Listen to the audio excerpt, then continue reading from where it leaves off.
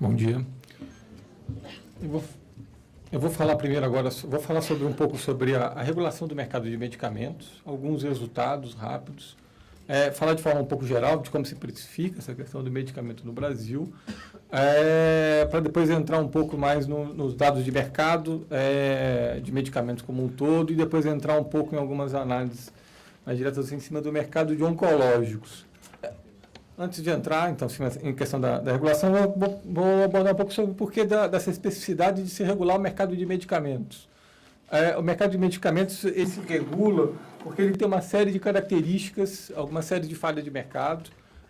Eu vou atentar um pouco mais à principal característica, seria essa presença do consumidor substituto. Mercado de medicamento, a gente está falando que é um mercado de bem credencial. Quem normalmente escolhe o produto é quem paga pelo produto. Assim, a variável de preço, que ela tende a ser uma variável de equilíbrio entre oferta e demanda, ela acaba perdendo essa característica de equilíbrio dela. Junta-se a isso, a uma série de assimetrias, uma série de falhas de mercado, essa baixa mobilidade, você tem um mercado que ele acaba tendo que ser regulado. Isso não é só uma característica do Brasil. O Brasil ele segue que o resto do mundo de certa forma faz, o mundo ele regula o mercado de medicamentos. No Brasil, eu andei aqui até a década de 70, podia andar até um pouco mais para trás, olhando assim, o contexto histórico do Brasil. O Brasil sempre regulou esse mercado. Em um período da década de 90 não houve regulação de mercado de medicamentos, mas o efeito ele acabou sendo esse aqui. Em período que não teve regulação do mercado, você tinha uma variação muito grande de preços de produtos de medicamentos no Brasil, e existia um comportamento dual aí, uma variação de preço muito grande e uma queda na venda de medicamentos. Então, a gente chegou perto dos anos 2000 com uma venda de medicamentos muito próxima do que você tinha no início da década de 90. Houve uma CPI muito importante em cima da questão dos medicamentos, dessas variações de preços de medicamento e algumas séries de funcionalidades que se tinham no mercado de medicamentos e produtos para a saúde nos anos 99, 2000, e a recomendação que saiu foi a criação da Câmara de Regulação do Mercado de Medicamentos. Vejam que com a criação da Câmara, da CAMED, nos anos 2000, logo em seguida da CEMED, o comportamento de preço de medicamento que se teve logo em diante. Então, tem uma curva descendente. Hoje estamos com preços próximos dos preços de 97. Então, a Câmara, ela, de certa forma, conseguiu... isso aqui são preços deflacionados. Ela conseguiu estabilizar preços de medicamentos no Brasil. Conseguiu estabilizar preços de medicamentos no Brasil. E os números que a gente tem de aumento de venda de medicamentos é grande nesse período. Então, houve um caminho inverso. Alguns efeitos, vou falar rapidamente sobre alguns efeitos da regulação. Ela tem esse efeito de você trazer os reajustes de preços de medicamentos no Brasil. Eles estão abaixo, acumuladamente, nos últimos 10 anos, eles estão abaixo do IPCA, eles são 2/3 do reajuste, ou 3/4 do reajuste do IPCA, e eles estão abaixo de ajuste de preços de outros produtos que têm características de mercado similar que produtos para a saúde e outros serviços de saúde. E você tem a entrada de novos medicamentos, a gente reduz os preços de entrada de novos medicamentos de cerca de 87,5% dos novos medicamentos que entraram, a gente reduziu em média em torno de 30%. Aqui é um dado bem rápido, assim, esses são dados do IBGE. Olha, vejam que no resto do mundo é muito comum a variação de preço da área da saúde ser maior do que a variação de preços médios. No Brasil, a gente está seguindo uma proporção semelhante. A variação de preço na saúde é esse gráfico, essa linha mais acima, e a da inflação é a linha vermelha. Vejam que embaixo a gente descolou a variação de preço medida pelo IBGE de medicamentos. E ela tem ficado abaixo não só da inflação, como tem ficado a metade da inflação da área de produtos para a saúde, da área dos demais serviços da saúde, produtos e serviços da saúde. A gente tende a crer que a regulação tem um papel importante nisso e que a curva de medicamento ela tenderia a seguir os demais reajustes da área da saúde. Aqui eu queria fazer uma comparação. Esses próximos 2 slides é uma comparação de um mercado que tem características muito próximas ao do medicamento, mas que ele não é regulado. Aqui eu trouxe o caso de produtos para a saúde. Aqui é um exemplo mostrando, olha, como o produto para a saúde no Brasil, ele é até 30 vezes mais caro do que o preço internacional. O que medicamento se fez com a regulação? Trouxe toda essa curva para a primeira coluna. Todas essas colunas para a primeira coluna. O medicamento entra no Brasil como, hoje, um dos principais critérios é a comparação de preço internacional.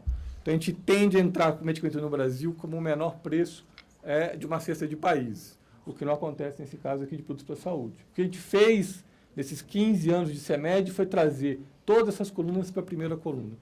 Vejo que talvez medicamento seja um dos únicos bens industriais que você tenha preços no Brasil próximos dos preços internacionais ou mais baixos do que os preços internacionais. Se for pegar um automóvel, aqui é mais caro do que lá fora. Se for pegar um iPhone, aqui é mais caro do que lá fora. Se for pegar produtos para a saúde, então, aqui é muito mais caro do que lá fora. Medicamentos talvez seja um dos únicos em que você tenha preços no Brasil próximos dos preços internacionais ou até mais baixos.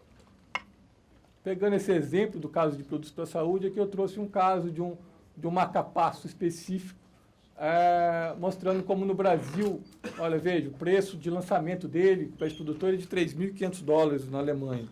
No resto do mundo, Reino Unido, $3.800, Portugal, $3.800, Brasil, mais de $20.000.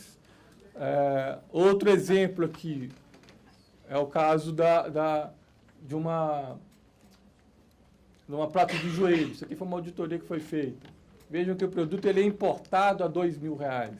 Mas se acrescenta uma série de margens dentro desse produto, entre a comissão médica, que está em vermelho porque é ilegal, a comissão de margem do hospital, e o produto que é importado a R$2.000, o plano de saúde paga R$18.362. Vejam que isso tende a não acontecer, isso tendia a acontecer com medicamentos anteriormente à regulação e hoje tende a não acontecer mais. Aqui foi um estudo recente feito pela Universidade de Liverpool, comparando preços dos Estados Unidos de medicamentos com o preço do Reino Unido. Ele encontrou uma mediana aqui do preço do Reino Unido 3 vezes menor do que o preço dos Estados Unidos. Os Estados Unidos talvez seja um dos únicos grandes países do mundo que não regulam o mercado de medicamentos, mas está tendo uma discussão lá de passar a regular por causa de situações como essa. E esse mesmo estudo chegou no raciocínio de que no Brasil esses preços desses medicamentos eram 6 vezes mais baratos no Brasil do que nos Estados Unidos. Aqui é um levantamento que a gente fez de regulação de mercado de medicamentos em mais uns 70, 80 países. É normal. Vejam que o mundo inteiro regula preço de mercado de medicamentos. São poucos os países que não regulam. Os principais instrumentos de regulação é price cap e preço de referência externo, que é muito que a gente está utilizando aqui dentro. Isso se mostrou ter resultados positivos no Brasil, como mostrou ter resultado positivo no resto do mundo inteiro. Então, assim, a gente está seguindo um pouco da linha das boas práticas internacionais do mundo no aspecto da regulação. Isso fez com que o preço de medicamento no Brasil ele tende a se reduzir. Falando um pouco rapidamente sobre a Câmara de Regulação do Mercado de Medicamentos, essa Câmara quem faz a regulação econômica do mercado de medicamentos no Brasil. Ela fixa o ajuste de preços anuais, ela estabelece os preços de entrada de preços máximos de comercialização de novas apresentações de medicamentos e as devidas margens que tem que entrar dentro desse mercado. Essa Câmara ela é ligada ao Conselho da República, é um conselho de ministros, são 5 ministros que compõem essa Câmara. Quem preside é o ministro da Saúde, participam também o ministro da Justiça, o ministro da Fazenda, o ministro do MEDIC e o ministro da Casa Civil. Embaixo tem um comitê técnico executivo, quem coordena a Secretaria de Ciência e Tecnologia lá do Ministério da Saúde, mas também há outras secretarias, cada um de um desses ministérios. Senacom, do Ministério da Justiça, SEAD, do Ministério da Fazenda, SDP do Ministério do MEDIC e Secretaria Executiva da Casa Civil. Veja que essa composição dá um viés, uma visão enriquecida e múltipla para as tomadas de decisão dessa Câmara. E abaixo tem a Secretaria Executiva, que faz com que essas reuniões aconteçam, do Comitê Técnico do Conselho de Ministros e tem a função de ser a primeira instância.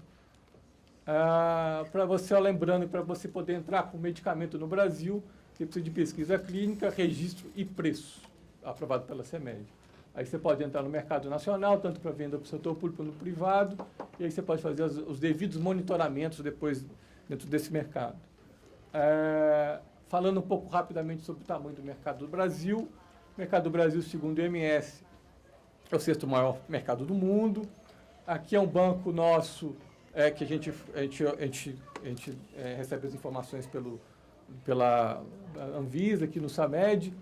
Em 2014, o mercado foi em torno de 47,9 bilhões de vendas do setor dos detentores de registro. O dado de 2015 vai dar em torno de 54 bilhões de reais. A gente está falando aqui em um mercado de 213 empresas farmacêuticas, mais de 13 mil apresentações comercializadas nesse ano, de 2015, mais de 6 mil produtos, mais de 2 mil substâncias, mais de 460 classes terapêuticas dentro desse mercado brasileiro.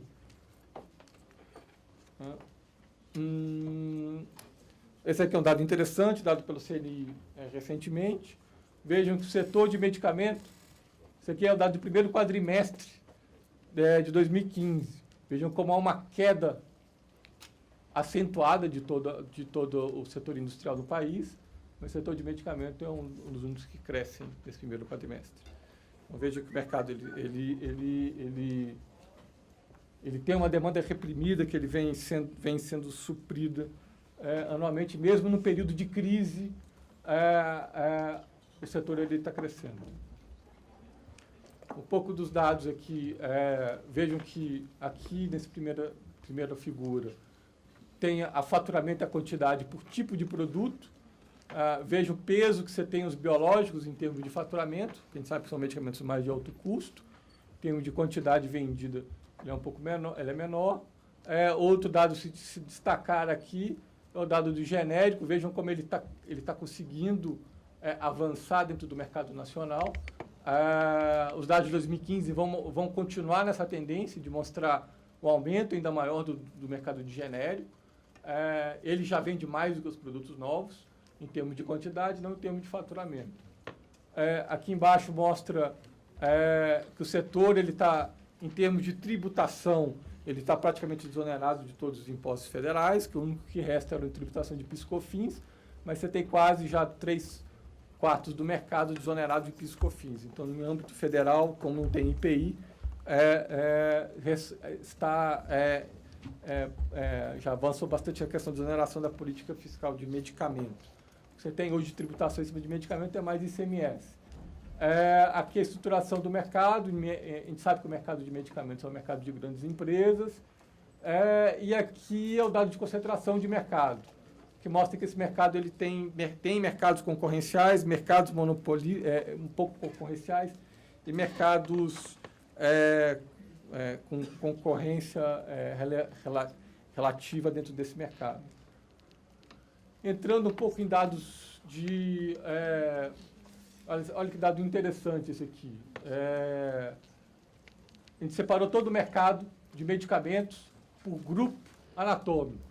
Vejam a evolução do mercado de 2004 até 2014 do mercado de antineoplásicos. Ele respondia em 2004 a 8% das vendas de medicamentos no Brasil. Quase que dobrou em 10 anos, em termos relativos. Outro dado interessante, parasitologia. Era 0,9. Hoje é 0,5. Caiu pela metade. A gente sabe que aqui isso significa isso é um sintoma de muita coisa que está acontecendo dentro desse mercado. Lançamento de drogas mais caras, o avanço que está tendo nesse mercado de agentes antineoplásicos. Aqui a gente sabe que tem evolução, questão de saneamento básico e tudo. Assim, isso aqui mostra um pouco da evolução, de como está evoluindo o mercado de medicamentos nos últimos 10 anos. Entrando dentro da classe lá do grupo dos antineoplásicos, vejam aqui como hormônios de terapia citostáticas cai pela metade. Olha como a queda desses agentes imunoestimulantes. mas olha o aumento dos imunossupressores, da participação, e a peso dos antineoplásicos aqui também.